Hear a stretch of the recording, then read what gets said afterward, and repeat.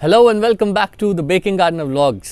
अगर हम एक रेगुलर इंडियन हाउस होल्ड की बात करें तो तीन ऐसी सब्जियां हैं जो हमेशा घर में रहनी चाहिए: टमाटर, प्याज और आलू।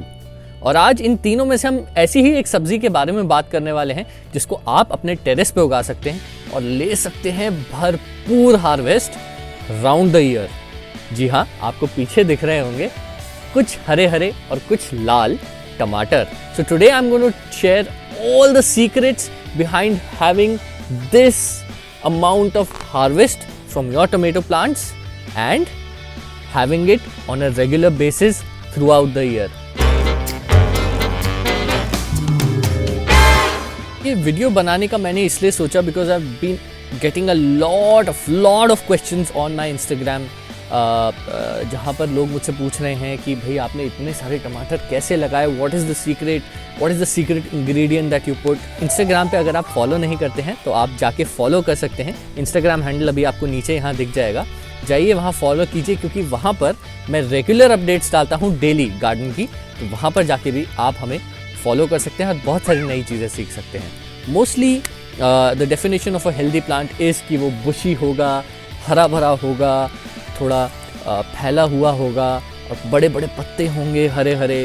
But with tomato that changes. अगर आप मेरे टमेटो प्लांट्स देखेंगे तो आपको दिखेगा कि ये ज़्यादा बुशी नहीं है। अगर आप ये देखेंगे एक पौधा तो बस ये इतना ही है, यहाँ से दूसरा शुरू हो जाता है। आपको ये इसलिए इतना हरा भरा दिखेगा क्योंकि ये सारे मैंने एक दूसरे के सहारे खड़े कर रखे हैं। But these are not very bushy plants. What defines the health of a tomato plant is the number of flowers that you get on the plant. Look at this plant. ये मैंने इन सब के बाद लगाया था तो इसमें फ्लावरिंग थोड़ी रिलेटिवली लेट हुई है लेकिन बहुत हुई है। Look at this. ऐसी कोई डाल नहीं है इस पौधे पे जहाँ पर फूलों का गुच्छा ना लटक रहा हो। एंड ऑफ कोर्स जितने ज़्यादा फूल होंगे उतने ज़्यादा फल होंगे। सो फर्स्ट एंड फॉरमोस्ट, जैसे मैंने कहा, अगर आपको ज़्यादा फूल चाहिए तो आपको मिट्टी अच्छी होनी चाहिए, यानी कि मिट्टी का कॉम्बिनेशन सही लेना चाहिए। और अगर आप हमारे चैनल को रेगुलरली फॉलो कर रहे हैं तो मिट्टी का कॉम्बिनेशन मैं हमेशा कोई भी सब्ज़ी, कोई भी फ्रूट, कोई भी फ्लावर हो, एक ही लेता हूँ। 60% garden soil, 40% 30 to 40% compost, vermi compost लेनी है। और अगर आप गोबर की खाद भी लेते हैं तो आप गीली ना लें, सूखी लें। और 10% ज़रूर से ज़रूर नीम केक डालें उसमें। Neem cake will prevent any pest attacks on your tomato plant. दूसरा रहा वेरी इंपॉर्टेंट, सनलाइट। अगर मैं आपको इन्हीं पौधों में दिखा दूं तो जो आपको कॉर्नर में प्लांट्स दिखेंगे वहाँ पे 3 घंटे के आसपास सनलाइट दिखती है। और जब मैं यहाँ आ जाऊँ तो यहाँ पर ऑलमोस्ट 6 से 7 घंटे इन दो में सनलाइट रहती है। And there is a drastic difference in the amount of flowering and fruiting in this. जितनी ज़्यादा अच्छी धूप देंगे आप अपने टमाटर के पौधे को, उतनी ज़्यादा फ्लावरिंग करेगा वो, और जितनी ज़्यादा फ्लावरिंग करेगा उतनी ज़्यादा फ्रूटिंग भी करेगा। अगर धूप नहीं है तो आप भूल जाइए कि आपके इतने टमाटर लगेंगे। आपका पौधा बस हरा बुशी होता जाएगा, उसमें फ्लावर्स बहुत कम आएंगे।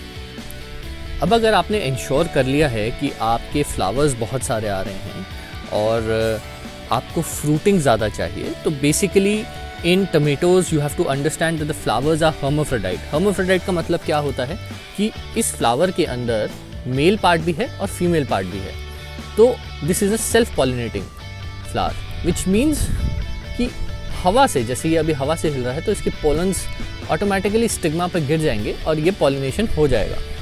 सो one important aspect of converting your flowers to fruit is कि आपको इसको थोड़ा सा हल्की सी हवादार एरिया में रखना है जहाँ ये आपका पौधा थोड़ा हिलता रहे, ताकि जो पोलन्स हैं वो स्टिग्मा पे गिर पाएँ और पॉलिनेशन हो पाए।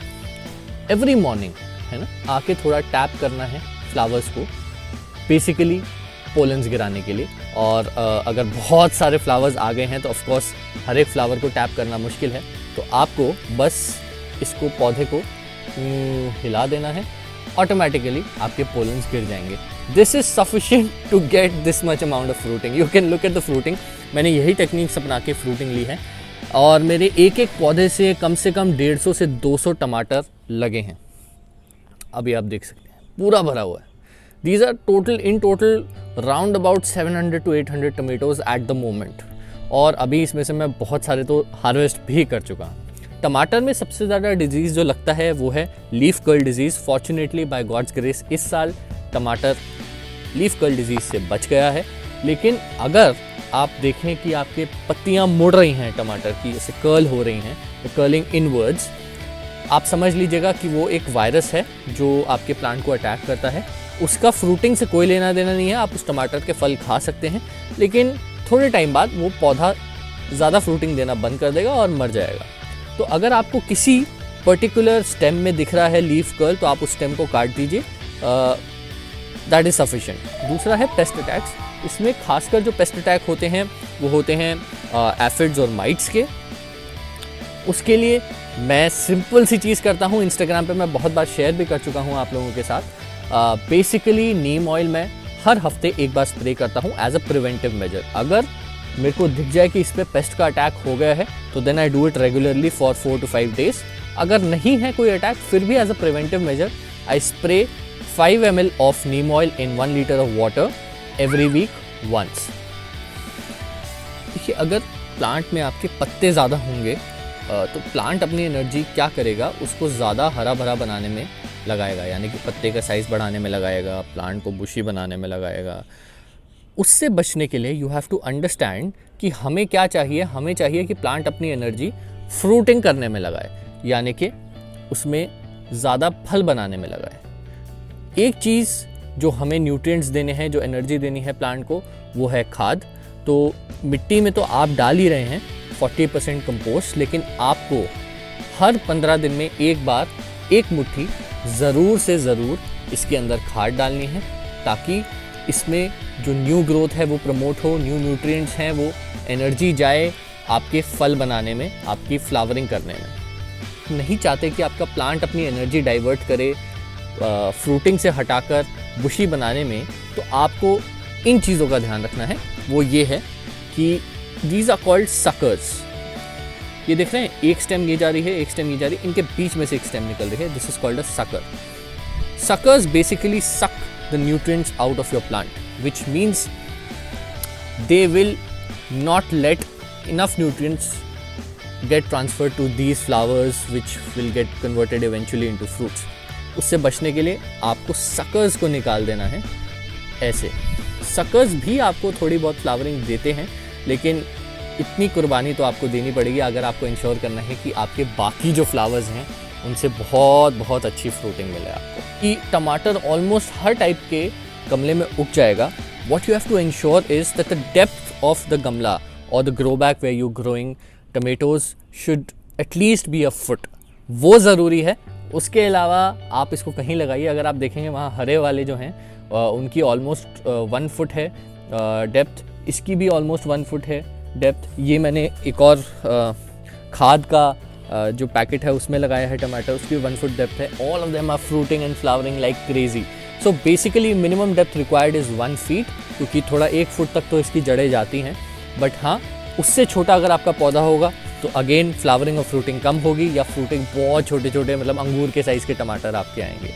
अब आ जाते हैं वाटरिंग की बात पे, because watering also ensures a good fruiting and flowering on your plant in tomatoes.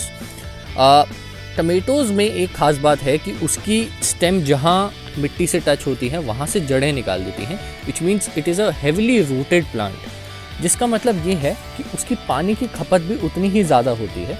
तो अगर आप देखेंगे टमाटरों को जैसे ही थोड़ा टेम्परेचर बढ़ने लगेगा, यानी कि 23, 24, 25 से ऊपर जाने लगेगा दिन का temperature, your requirements for water in tomato plants will go drastically up. अब जैसे कल ही मैंने इसमें पूरा भर के पानी डाला था, now the soil looks a little dry to me कल के कंपैरिजन में, तो शाम तक इसको फिर से पानी की रिक्वायरमेंट हो जाएगी। तो टमाटरों में आपने ध्यान रखना है, टमाटर का पौधा पानी ज़्यादा पीता है, it loves drinking water, so ensure कि आप इसको अंडर वाटर ना कर दें। अब आपने ये तो जान लिया है कि आप बहुत सारी फ्लावरिंग और फ्रूटिंग कैसे ले सकते हैं टमाटर से, लेकिन वीडियो के स्टार्टिंग में मैंने ये कहा था कि आप ये वाली फ्रूटिंग साल भर कैसे ले सकते हैं, यानी कि आपको सुपर स्टोर, सुपर मार्केट, सब्ज़ी वाले भैया के पास जाने की ज़रूरत ही ना पड़े फॉर टमेटोज़। उसके लिए आपको ये जानना है कि टमाटर की बहुत सारी वैरायटीज़ आती हैं, every season has a specific variety. मैंने ये पौधे लगाए थे in October, these were saplings, so of course these were sown somewhere in September, और अब जाके इनमें फ्रूटिंग से मुझे हार्वेस्ट मिलने लगी है। ये आप जो देख रहे हैं जिसमें अभी फ्लावरिंग हो रही है, फ्रूटिंग अभी शुरू हुई है, ये मैंने थोड़ा लेट लगाया था, दिस वाज अराउंड नवंबर जब मैंने ये लगाया था, तो 1 महीने में इतना चेंज आ गया है। So basically every season has a particular variety.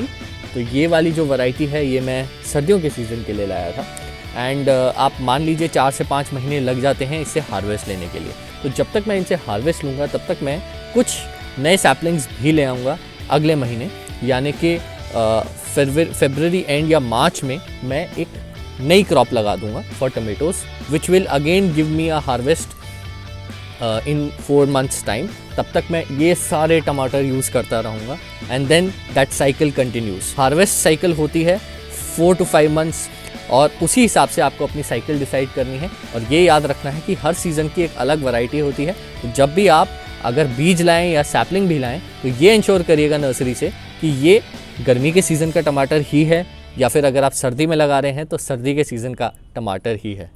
तो आज की वीडियो में मेरी तरफ से बस इतनी ही इन्फॉर्मेशन, इतना ही ज्ञान। लेकिन if you have any more questions on growing tomatoes, you can feel free to drop a comment on our video and I will personally answer them for you. Do subscribe to our channel baking gardener vlogs, अगर अभी तक आपने channel को subscribe नहीं किया है या आप चैनल पर नए आए हैं। मिलता हूँ आपसे बहुत जल्दी अगले वीडियो में। Till then, good evening, take care.